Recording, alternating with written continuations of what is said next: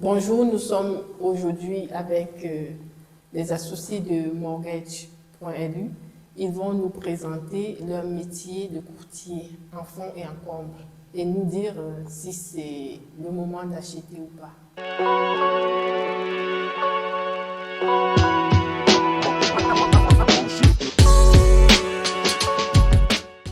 Bonjour Monsieur Profi. Bonjour Françoise. Est-ce que vous pourrez vous présenter et présenter votre société? Bien sûr. Alors donc moi je suis Stéphane Profi, donc président et cofondateur de la société de courtage en prêt immobilier Mortgage.lu.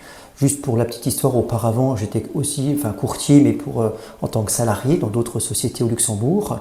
La société Mortgage.lu donc est une société relativement récente que nous avons créée avec mon associé Kevin Humelans en octobre 2023. On a lancé cette société donc et depuis je dirais on a bien démarré l'activité. On a effectivement des clients qui nous sollicitent tous les jours, des compromis qui se signent et donc des accords bancaires que nous obtenons auprès de nos partenaires bancaires. Ça, c'est des bonnes nouvelles, surtout dans une situation assez particulière.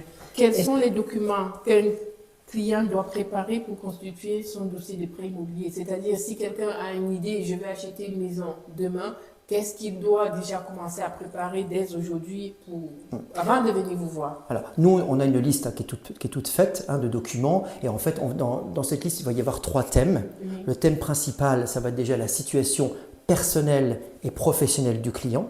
Donc, ça veut dire que là, on va demander pièce d'identité, contrat de travail, bulletin de salaire, les 3 derniers mois d'extrait de compte bancaire, l'épargne et effectivement les crédits en cours si le client a des crédits en cours. Okay.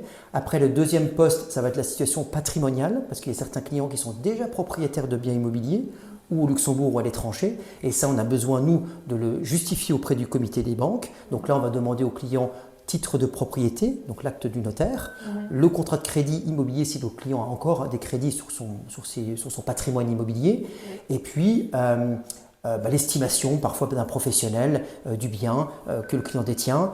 Et ça peut être aussi, si le bien est en location, on va lui demander aussi le contrat de location des biens qu'il détient déjà. Et le troisième et dernier poste, ça va être le poste qui concerne en fait le projet en lui-même. Si le client veut acheter une maison, pour répondre à votre question, on aura besoin des informations sur la maison. Idéalement, j'allais dire le compromis de vente, les photos intérieures et extérieures du bien, les plans quand il y en a, et document très important que maintenant les banques exigent, c'est le diagnostic de performance énergétique, CPE.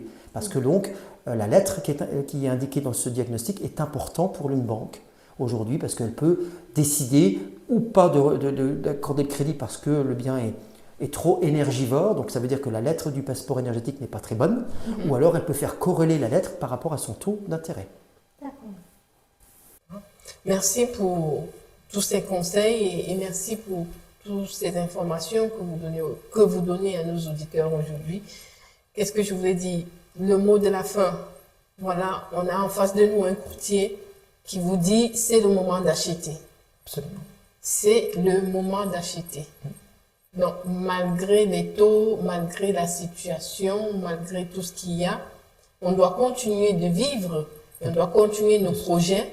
Et c'est vraiment, voilà quoi, vous arrivez voir Monsieur Profi, vous avez un projet, vous avez 97% de chances d'avoir un accord, d'avoir un accord bancaire. Et de devenir propriétaire. Et de devenir propriétaire. Donc, je ne sais pas ce qu'on peut dire en plus.